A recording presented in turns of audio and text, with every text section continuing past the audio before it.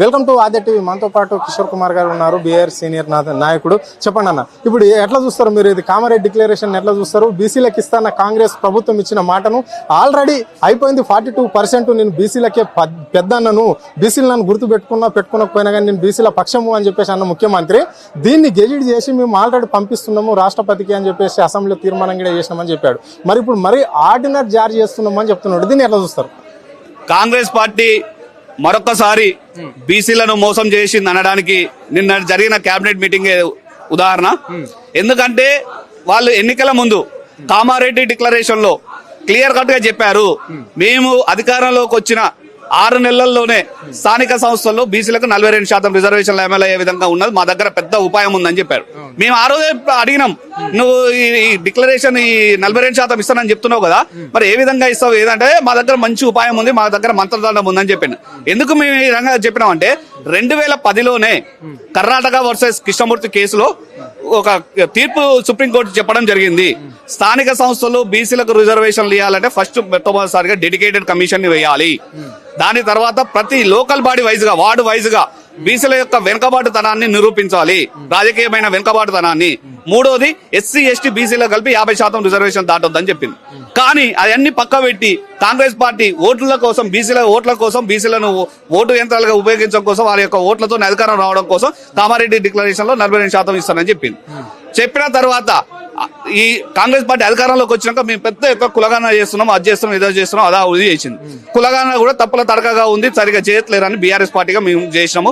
కాంగ్రెస్ పార్టీలో ఉన్న ఎంపీలు కానీ, ఎమ్మెల్యేలు కానీ, వారి పార్టీ ఎమ్మెల్సీలు కూడా ఈ కులగాన తప్పు, మా కులం యొక్క ఓట్లు తక్కువ చేసి చూపించారు, మా కులం యొక్క ఓట్లు తక్కువ చేసి చూపించారు, ఇది సరిగా జరగలేదు, మా ఇంటికి రాలేదని వాళ్ళన్న అన్నాక మళ్ళీ ఒకసారి రీసర్వే చేశారు. సరే, ఆ సర్వే అంతా అయిపోయినాక గౌరవ సుప్రీంకోర్టు మార్గదర్శకాల ప్రకారం స్థానిక సంస్థలు రిజర్వేషన్లు కల్పించాలంటే డెడికేటెడ్ కమిషన్ వేయాలి. కానీ వీళ్ళు హడావుడిగా బీసీ కమిషన్ కే ఈ బాధ్యతను అప్పచెప్పారు. అప్పుడు బీఆర్ఎస్ పార్టీగా ఇది పక్షాన ఇది న్యాయస్థానాల్లో నిలబడదు, ఇది ప్రభుత్వం చేస్తున్నది తప్పు అని చెప్పి మేము హైకోర్టును పోతే హైకోర్టు మొట్టగాలేసి ఇది చెల్లదు, డెడికేటెడ్ కమిషన్ వేయాలంటే అప్పుడు మళ్ళీ భూసాని వెంకటేశ్వరరావు గారిని రిటైర్డ్ ఐఏఎస్ తోని డెడికేటెడ్ కమిషన్ వేసింది.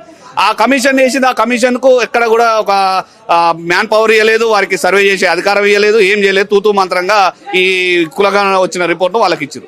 దాని తర్వాత అసెంబ్లీలో తీర్మానం పెట్టి అడవుడిగా చేసిన రోజు ఆ రోజు మేము చెప్పినాము, ఈ తీర్మానము అసెంబ్లీలో చేసి చేతులు లుప్పుకోవడం కాదు, బీసీల యొక్క పక్షాన మేము ప్రతిపక్షంగా మేము బీసీల పక్షాన కొట్లాడడానికి సిద్ధంగా ఉన్నాము, మీరు 7 గంటల ఆడికి రావడానికి మేము సిద్ధంగా ఉన్నాము.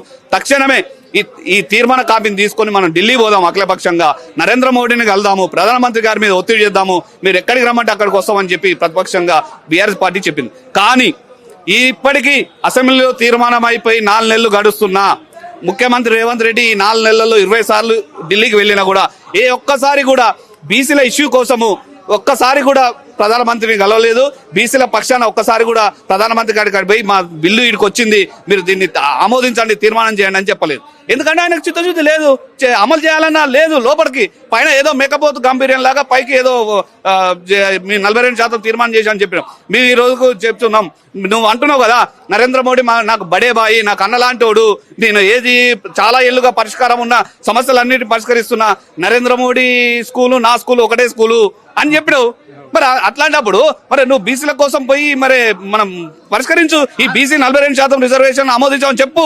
ఆల్రెడీ ఇక్కడ హైకోర్టు కూడా తీర్పు ఇవ్వడం అనేది జరిగింది. ఇప్పటికే దాదాపుగా సంవత్సరం అయిపోయింది, స్థానిక సంస్థల ఎన్నికల కాల పరిమితి అయిపోయి ఇప్పటికీ ఈ సెప్టెంబర్ వరకు పెట్టేసేయాలని చెప్పేసి హైకోర్టు తీర్పు ఇవ్వడం జరిగింది. మరి ఇప్పటికైనా ఇక్కడ 42% వస్తుంది అని చెప్పేసి బీసీలు నమ్ముతున్నారా ఈ రాష్ట్రంలో? ఇప్పుడు కాంగ్రెస్ పార్టీ చెప్పిన మాటలకు ఎవరికైనా పెడతానంటే ఆశ అండి. ఇప్పుడు కాంగ్రెస్ పార్టీ 42% ఇస్తారంటే చిన్న చిన్న స్థాయి లీడర్లరే మాకు సర్పంచ్ గా అవకాశం వస్తుంది, ఎంపీటీస్ గా అవకాశం వస్తుంది, జెడ్పీటీస్ గా అవకాశం వస్తుంది, ఒక ఆశ ఉంటుంది ఎవరికైనా. మేము కూడా కావాలనే కోరుకుంటున్నాం, 42% రిజర్వేషన్ కావాలి, మా వర్గాలు అభివృద్ధి కావాలి, మా వర్గాలకు అవకాశాలు రావాలని మేము కోరుకుంటున్నాం. కానీ ఈ ఆశ పెట్టి ఈ ఆశకు తగ్గట్టు వాళ్ళు ఇచ్చిన హామీ తగ్గట్టుకు ఒక్క కార్యాచరణ కూడా ఈ రోజు వరకు కూడా కాంగ్రెస్ పార్టీ చేయట్లేదు. తీర్మానం అయిపోయి 3 నెలలు 4 నెలలు అవుతుంది, మరి ఎందుకు నువ్వు అఖిలపక్షాన్ని తీసుకుపోయి ప్రధానమంత్రి గారిని కల్పిస్తలేవు? మేము సిద్ధంగా ఉన్నాము, ప్రతిపక్షంగా వస్తాం, పోదాంపా, పోయి నరేంద్ర మోడీ ఆఫీస్ ముందు ధర్నా చేద్దాము, బిల్లు ఆమోదం పొందడం కోసం ప్రయత్నం చేద్దాం. ఆ ప్రయత్నం ఏం చేయకుండా నువ్వు ఏదో 42% చేస్తున్నావు, చట్టం చేస్తున్నా, ఆర్డినెన్స్ చేస్తున్నా అని చెప్తే ఎట్లా అండి? కాబట్టి ఇప్పటికైనా చిత్తశుద్ధితోని కాంగ్రెస్ పార్టీ తక్షణమే 42% రిజర్వేషన్లు అమలు చేయాలి. లేని పక్షంలో రాబోయే రోజుల్లో తప్పకుండా కాంగ్రెస్ పార్టీకి బీసీ ప్రజలు బుద్ధి చెప్తారు. ఇది పరిస్థితి. అంటే కాంగ్రెస్ పార్టీ మాత్రం మరోసారి బీసీలనే మోసం చేస్తున్నది. రాబోయే ఎలక్షన్ లో బీసీలు అందరూ అయి కాంగ్రెస్ పార్టీని ఓడించక తప్పది. 42% ఇవ్వకపోతే కాలం జరుపుతున్నది తప్ప రేవంత్ రెడ్డి గాని బీసీల గురించి పట్టించుకున్న పాపం లేదు ఈ రాష్ట్రంలో అని చెప్పేసి కూడా ఆయన స్పష్టంగా చెప్పడం అనేది జరిగింది. కెమెరా పర్సన్ ప్రవీణ్ తో అరుణ్, ఆద్య టీవీ, హైదరాబాద్.